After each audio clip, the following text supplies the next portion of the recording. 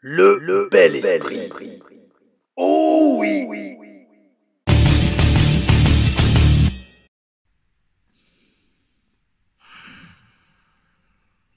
Mes amis, nous sommes le 1er avril. Et en ce jour du 1er avril, la tradition est de faire des poissons d'avril, April's Fool en anglais, grosso modo de faire des blagues. Et je me pose sincèrement la question de savoir si la construction de ce WrestleMania 41, n'est pas un gigantesque poisson d'avril. Oh oui, mes amis, bienvenue dans la TLR Reviews épisode 122, oh oui, qui garde les comptes, et ben Tom Laruffe a levé, pour ce WWE Raw du 31 mars 2025 depuis Londres au Royaume-Uni. Et pourquoi je dis ça? Pourquoi je dis que la route vers WrestleMania est un gigantesque poisson d'avril? C'est ce que nous allons voir, parce que déjà, donc comme d'habitude, WWE, on nous montre les superstars qui arrivent à la salle, un peu pour annoncer ce qui arrive dans la soirée. À l'image de quand je faisais des intros de 10 minutes pour vous annoncer ce qui arrivait sur la chaîne. Mais maintenant, je commence direct les reviews, comme je le fais dans celle-là, épisode 122, oh oui. Et donc bref, j'ai pas compris. Alors oui, c'est vrai que comme je mate les shows en accéléré, des fois je passe à côté de certains trucs. J'ai pas capté qu'il y avait un rematch. Enfin, c'est pas que j'ai pas capté. Oui, c'est logique. Un rematch entre Rhea Ralenti et Io Sky pour le titre féminin mondial. Ok, d'accord, parce que Rhea Ralenti n'a jamais eu son rematch one-on-one. Ok, d'accord, ça je veux bien le comprendre. Mais à 2 semaines de WrestleMania, mes amis, c'est cause booking. 2 ou 3 semaines de WrestleMania, c'est cause booking. Faut m'expliquer. C'est un booking vraiment spécial. Oui. Et je pense que c'est le thème. Ça va être le thème de cette review. Et bref, alors, une fois n'est pas coutume, on commence direct avec John Cena. John Cena qui arrive dans le ring pour faire une promo et avec son t-shirt, parce que n'oublions pas mes amis, il faut écouler les stocks de t-shirts. Il faut écouler les stocks de t-shirts en mode babyface qui ont sûrement été faits et fabriqués depuis des mois en avance, et comme le heel turn de John Cena n'était peut-être pas prévu, eh bien il faut quand même les écouler. Et ça fait toujours très bizarre de voir John Cena en heel sortir avec exactement la même tenue qu'il aurait eu s'il était babyface. Et franchement, je sais pas pour vous, mais moi je trouve que déjà, et c'est très triste, déjà son heel turn s'essouffle. Il s'essouffle. Parce qu'il a déjà fait 2 promos où grosso modo il a continué à dire les mêmes choses. J'allais dire, il y a rien de nouveau, et là il apparaît pour une énième promo dans le ring. C'est comme si c'était déjà du réchauffé. Ce qui est ultra triste parce que son heel turn était un très grand moment, mais au final ça va tomber pas aux oubliettes, mais presque. Mais presque, mes amis. Et pourquoi? Bah, c'est exactement ce qu'on a vu dans le segment promo qui suivait. En fait, son heel turn s'essouffle tellement que Cody intervient tout de suite. Il lui laisse même pas en placer une, et Cody arrive direct. Donc ça c'est bien, moi ça relève un peu le niveau. Cody toujours over as F-U-C-K, comme on dit en anglais, et respect quand même de se dire que derrière tout ce talent se trouve quand même le fils d'une légende du business.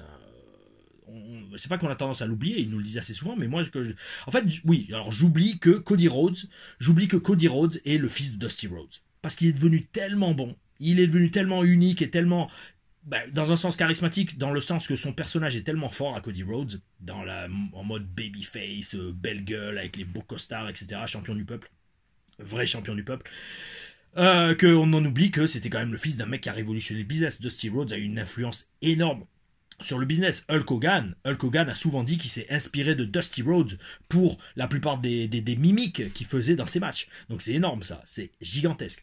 Et Dusty Rhodes, pourquoi je le mentionne? Parce qu'on en reparlera dans une prochaine TLR Stories, mes amis. Oh oui, j'en parlerai à la fin de la vidéo, mais le planning des sorties de vidéos. Alors pourquoi ça y est, ça a changé? Ça me gave. Voilà, c'est bon, que ça reste en bleu.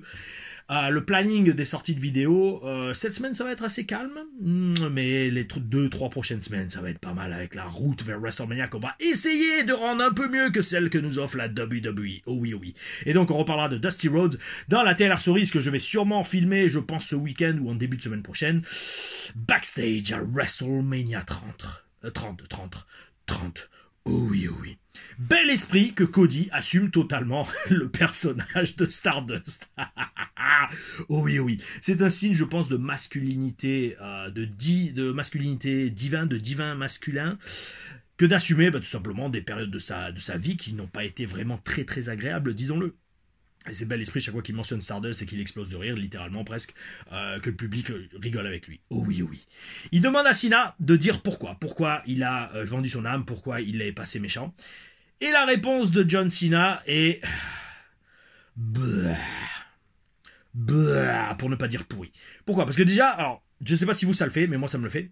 Déjà, j'ai l'impression, enfin, Cena au micro est excellent.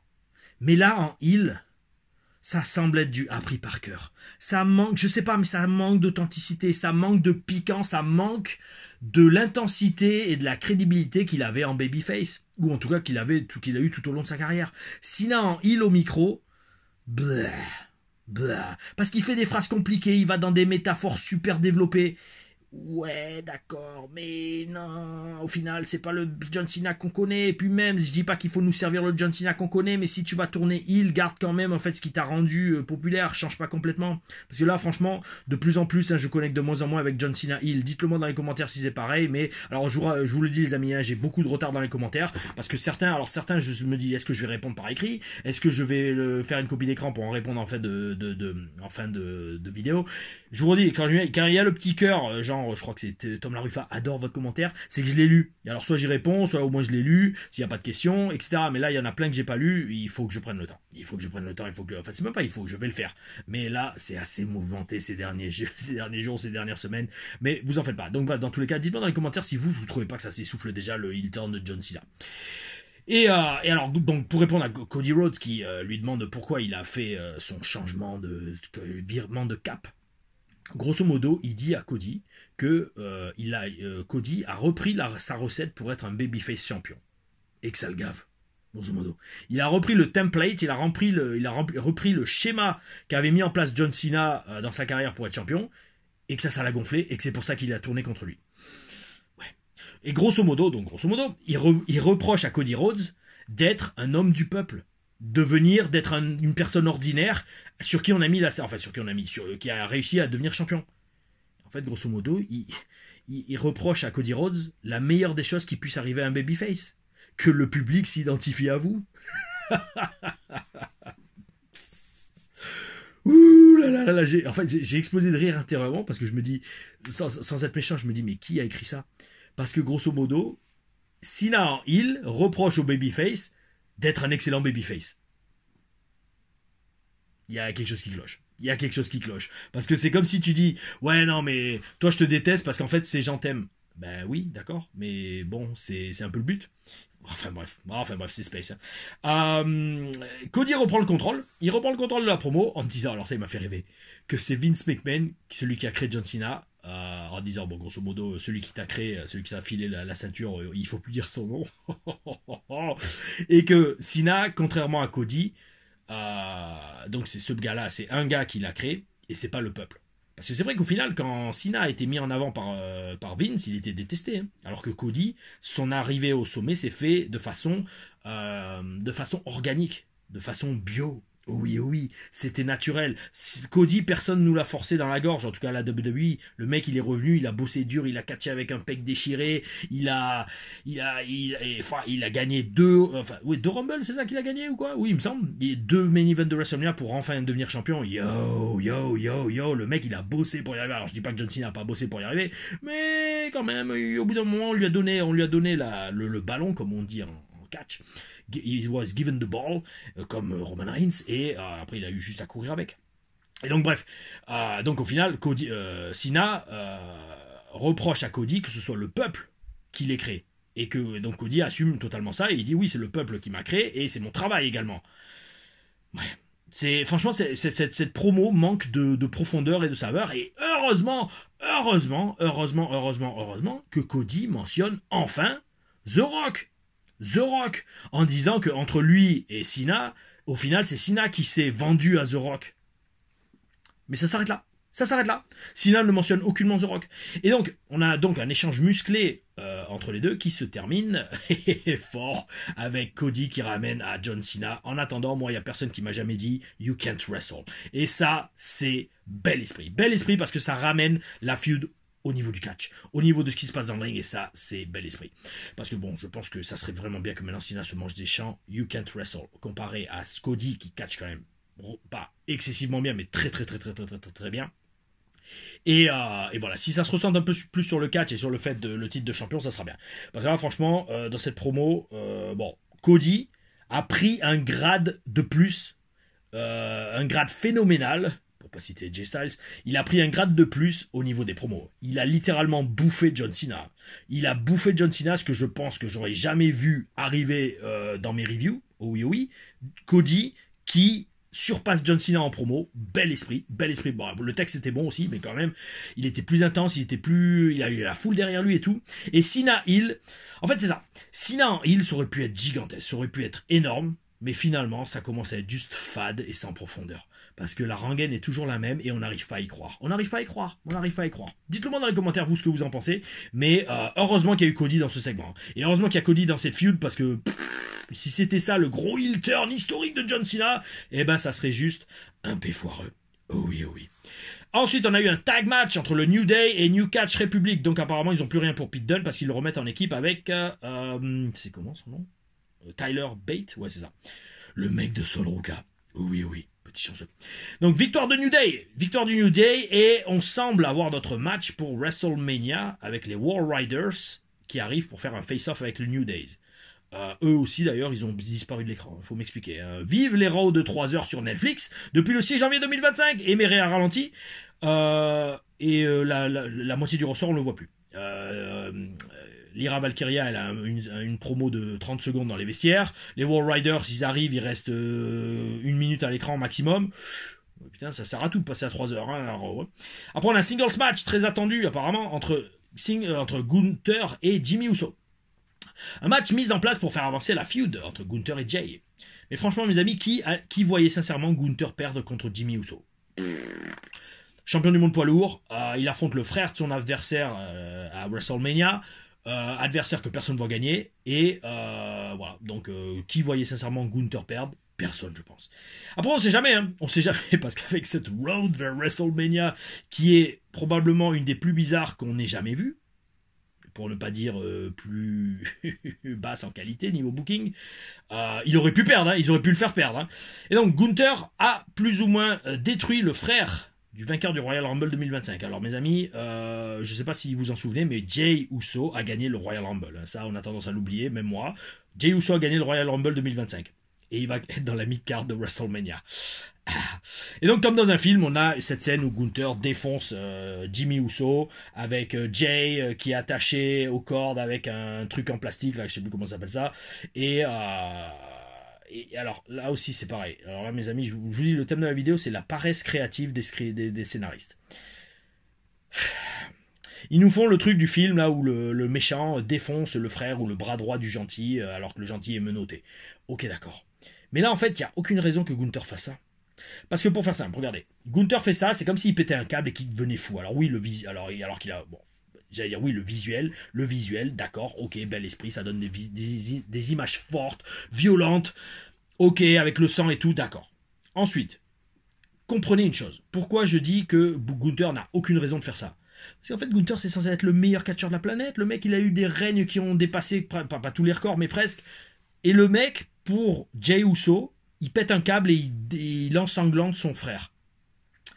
Le truc, c'est que j'imagine que quand on sait plus quoi booker, ou comment booker parce qu'il reste encore 2 ou 3 semaines avant WrestleMania, on book un pétage de câble et de la folie dans un des adversaires, et notamment le heel, et du sang. Voilà. Alors je redis, donc oui, ça vous donne des images fortes et violentes, mais c'est de la paresse créative, mes amis. C'est de la paresse créative, je pense qu'ils savaient plus quoi faire, ils vont faire, allez, pour faire monter d'un cran la feud et l'intensité, on va faire encore une énième attaque, un énième beatdown, un énième tabassage en règle, pour faire monter la sauce. Pour moi, c'est de la paresse créative. Je vous renvoie à la toute première télé booking que j'avais faite. Je pense que l'idée de booking que j'ai eue, même s'il avait déjà fait avec Sami Zayn et Chad Gable il y a 2 ou 3 ans, je sais plus, contre Gunther, ça aurait été beaucoup mieux. Mais bon, ils ont fait ça. Et en fait, le truc, c'est tellement grave que même Michael Cole doit avouer après ce segment que Gunther est un hypocrite. Gunther est un hypocrite, genre il descend aussi bas de faire des actes aussi violents et répréhensibles, alors que c'est soi-disant un des meilleurs catcheurs du monde. Aucune logique dans le booking, aucune logique aussi bien dans le respect du personnage de Gunther et de tout ce qu'il a fait depuis 2 ou 3 ans. Ça pourrait être le titre de la review, mais non, ça va être la paresse créative des scénaristes de Raw. Et d'ailleurs, bien évidemment, mes amis, on ne mentionnera pas le fait que Gunther se met lui aussi à lécher du sang comme s'il était la AEW. Pour buzzer, je sais pas, mais ça me dégoûte, c'est pratique. Bref, à moins qu'il lui dise, écoute, fais ça et t'auras un méga push. Oui, oui. Ça, c'est une autre histoire. Enfin, c'est une autre histoire qui n'engage que Gunther, mes amis. Et les gens qui lui demandent de faire ça. Tag team match entre Bron Breakker et Penta contre Finn Balor et Dominic Mysterio. Vous verrez, on parlera beaucoup de Finn Balor, Fergal David, dans l'interview avec Talk and Catch qui va être normalement publiée, mes amis, en fin de semaine. Oh oui, oh oui. Hein, une interview où vous allez vous marrer comme c'est pas permis. Vous allez kiffer. Et vous allez voir un autre aperçu, j'allais dire, de... pas un autre aperçu. Vous allez voir un aperçu de Tom LaRufa devant la caméra quand il est pas tout seul. Et vous allez vous taper des barres. Oh oui, oh oui. Et vous allez voir, on parle beaucoup, il y a beaucoup de name dropping, oh oui, parce que oui, il n'y a que comme ça je peux briller. Hein, ma carrière, n'oublions pas, j'ai rien fait de ma carrière, il faut que je fasse des name drops pour briller. Et bref, Finn Balor qui était dans ce match. Alors les commentateurs parlent déjà de voir Rey Fenix et Penta en équipe. Est-ce que là aussi le push de Penta en solo touche déjà à sa fin? Est-ce que le booking est devenu paresseux ou complètement illogique ou sans continuité?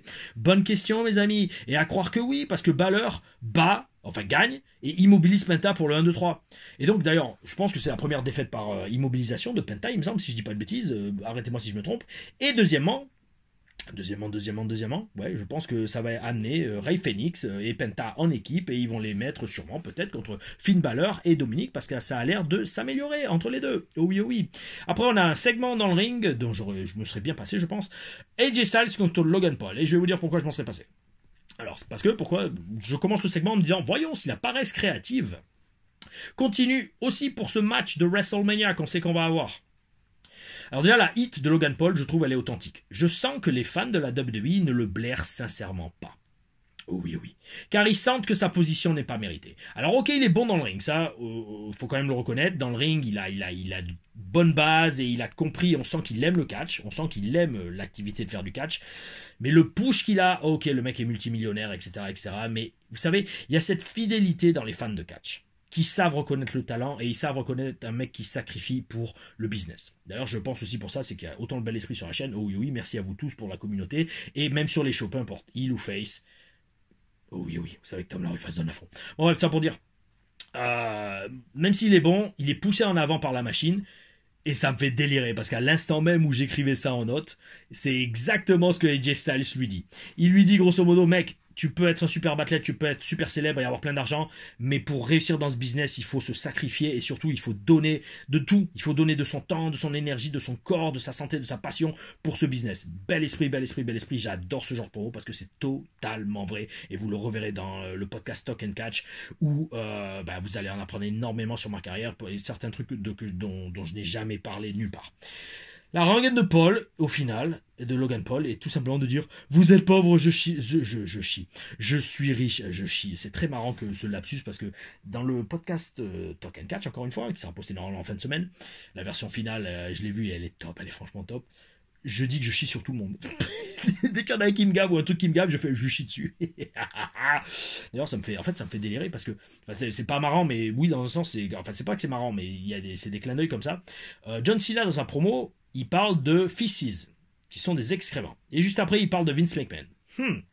Est-ce qu'il faut là y voir un message subliminal? Je pense sincèrement, mes amis. Et donc, bref, ça pour dire, lapsus qui me dit, de moi qui dit, Paul Logan passe son temps à dire, vous êtes pauvre, moi je suis riche. Non, je suis riche. Et dans le podcast, je dois dire au moins entre 5 et 10 fois, je lui chie dessus. Ou alors sur les fact-checkers, je leur chie une bonne chasse bien chaude et liquide dans la bouche. Ah là là là là, les fact-checkers, ça a complètement disparu. Dieu merci. Dieu merci. Merci à l'univers d'avoir fait disparaître les fact-checkers d'Internet. Mais ils sont plus subventionnés par l'État pour répandre le message, la doxa officielle. Mais ça aussi, c'est un truc de ouf parce que, en fait, à la fin du podcast, je pars complètement en vrille, en mode pour faire shadowban la vidéo. Je leur ai dit, mettez des bips à la fin. Mettez des bips sur tout ce que je dis, comme ça, au moins, vous êtes sûr que je fais pas shadowban. Alors, bien évidemment, il y a rien de j'allais dire d'illégal, mais on se met de parler de politique. D'ailleurs, allez, je le dis, parce qu'en fait, j'avais pas prévu de le dire. Je dis, la politique, c'est du catch. C'est exactement du catch. Regardez ce qui se passe en France. Avec Marine Le Pen qui se fait... elle a été condamnée, donc elle peut pas se présenter. Les amis, c'est du catch. C'est du catch. C'est le truc, la meuf, elle est interdite de championnat pendant 1 an. Ou 2 ans, peu importe. Qu'est-ce qu'il va falloir qu'elle fasse pour avoir sa chance pour le titre? Qu'elle gagne le Royal Rumble. Et comme elle a 37% des voix, apparemment, si les sondages et les résultats des élections sont pas truqués, alors là, moi, ma vidéo va être shadowbanned. Sur le podcast de Talk and Catch, ils ont mis le bip sur truqué et élection. Mais Donc si la meuf elle a 37% selon si on croit ou pas les résultats des élections, en fait il y a une partie du public qui va vouloir la voir revenir et avoir sa chance pour le titre. Le titre postulé pour l'élection présidentielle. Et il va falloir trouver une façon de booker. Alors je vais pas dire qu'elle est babyface, je vais pas dire qu'elle est heel, je m'en bats les steaks parce qu'en fait c'est exactement comme Trump à l'époque où il faisait une witch hunt, il faisait tout pour enterrer Trump et il a finalement réussi à surmonter tout ça. Du catch. La politique c'est du catch mes amis. Enfin bref, c'est mon opinion. Vous êtes libre, totalement libre de la partager ou pas. Mais croyez-moi, plus vous regardez ça avec l'œil du catcheur et vous dire mais c'est exactement le booking. Il y a le heel, il y a le babyface, il y a les différents clans et on les fait se friter entre eux, faire des promos, faire des matchs, c'est les élections, les sondages. Les sondages c'est les live events, les élections c'est les pay-per-view. Je vous sors de ces métaphores les amis. C'est énorme. Et franchement c'est totalement ça. Les sondages c'est les entraînements. C'est les entraînements pour façonner un peu le public et voir un peu la réaction du public pour le vrai match qui est le main event. Le main event qui est le pay-per-view, qui est le PLE, pardon, les élections. Ouh là là là, ça pourrait être le titre de la review ça. La politique c'est du catch. Le catch c'est la politique ou la paresse. Ah je vais voir. Je sais même pas comment je vais appeler la review, ça va être énorme. Enfin bref mes amis. Donc on en revient à Logan Paul et AJ Styles qui nous attendent dans le ring, ils sont en train de faire leur promo et Paul tout ce qu'il dit c'est je suis riche et vous êtes pauvre. Vous êtes pauvre et moi je suis riche. Franchement au bout d'un moment c'est vide. Hein. C'est vide parce que même si c'est vrai, mec, oh là là, on dirait un gamin qui se vante. Alors oui, c'est super pour en mode heal, parce que même moi, limite, tu me gaves. Enfin, tu me gaves parce que tu pourrais faire tellement mieux.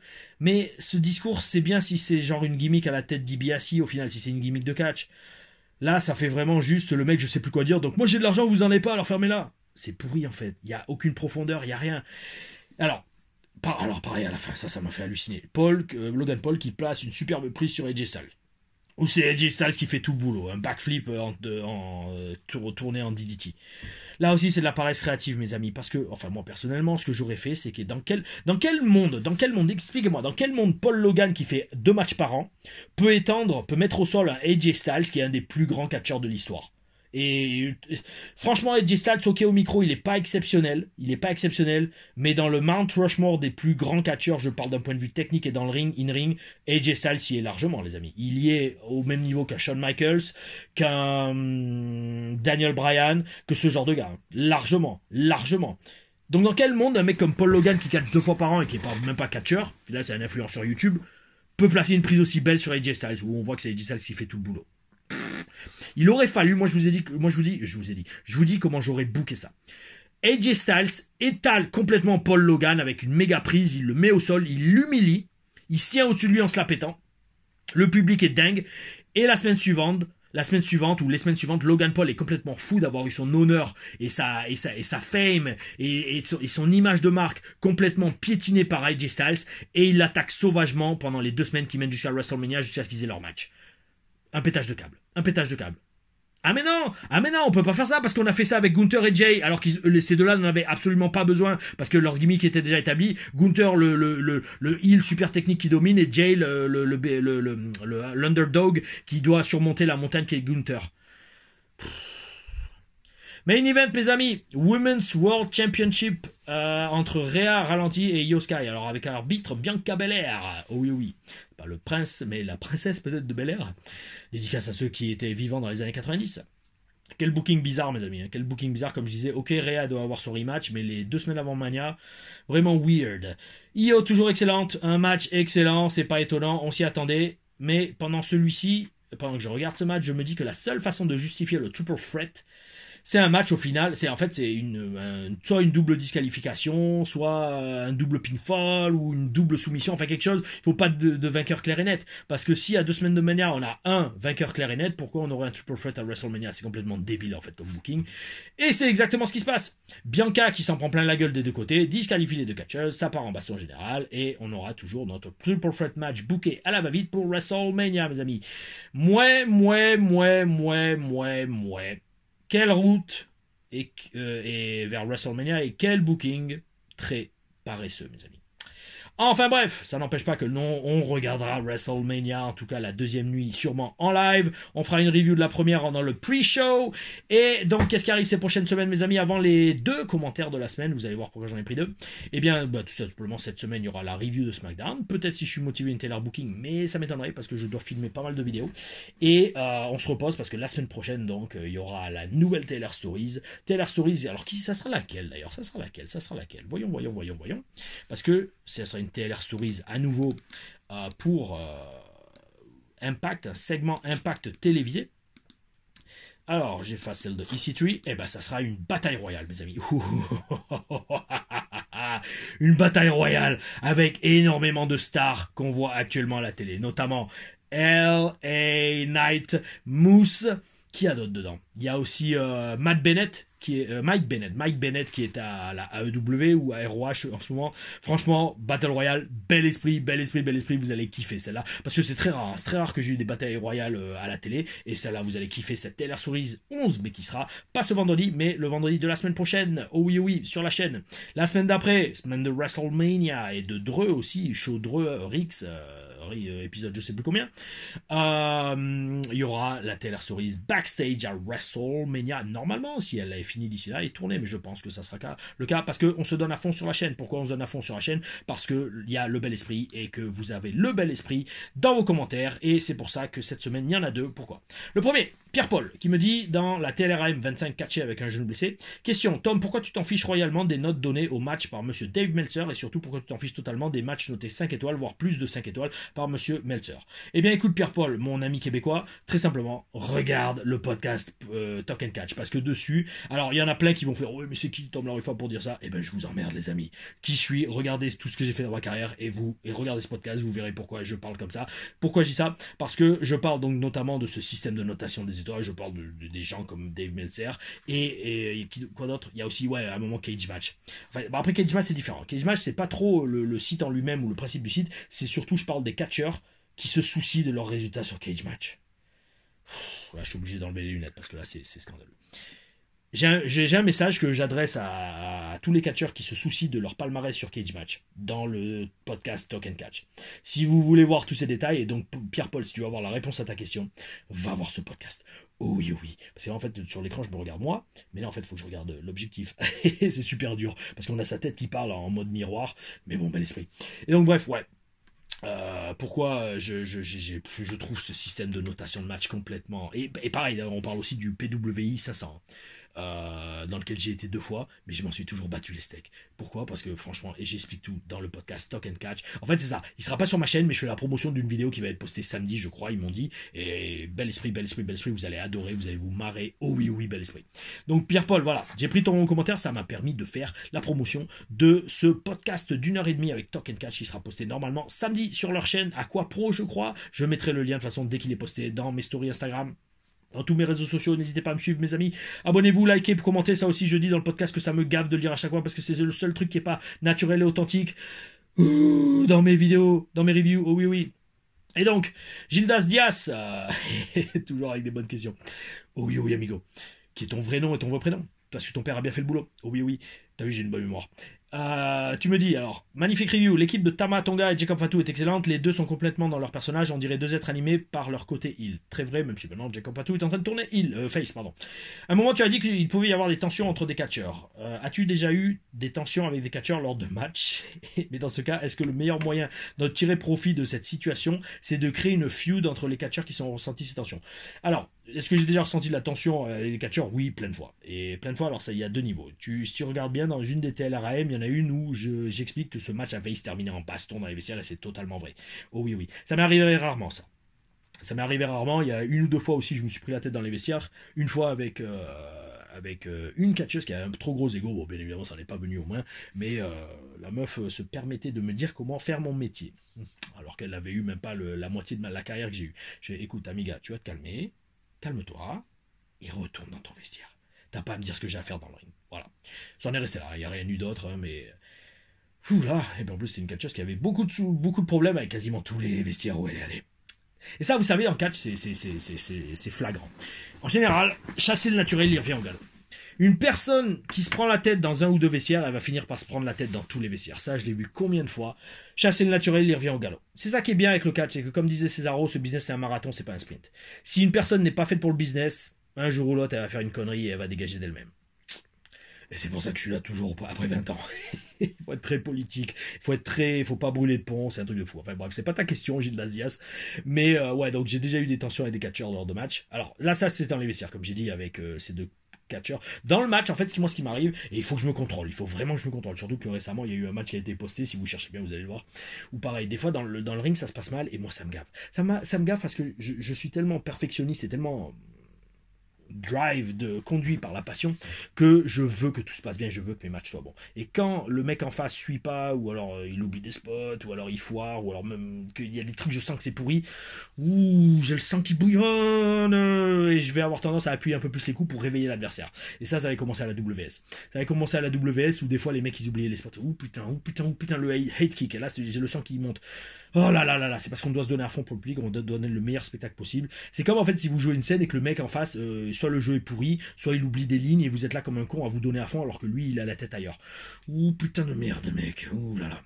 Et donc dans ces cas-là, il faut se contrôler et reprendre le contrôle du match. C'est le seul truc à faire. Est-ce que tirer profit de cette situation et créer une fuite entre les catcheurs qui auront satisfaction? Non, ça sert à rien si c'est uniquement interne au business parce que personne ne sera au courant. Par contre après, si ça commence à fuiter sur les réseaux comme ça avait été le cas avec Matt Hardy et Edge, ou il y a eu d'autres histoires comme ça, tu sais quand Lita avait trompé Matt Hardy avec Edge, là oui, tu peux rapporter de l'argent. Pourquoi? Parce que sur les dirt sheets, ils vont en parler et ça va créer du buzz et vendre plus de tickets. Qui est le but du catch? Le but du catch, c'est faire de l'argent, de vendre des tickets, de vendre des PLE, de vendre des t-shirts. Donc tout qui peut rendre les histoires crédibles et réalistes tant que les mecs restent pro, safe et se tuent pas, s'entretuent pas dans le ring. Oh oui, moi je dis bel esprit.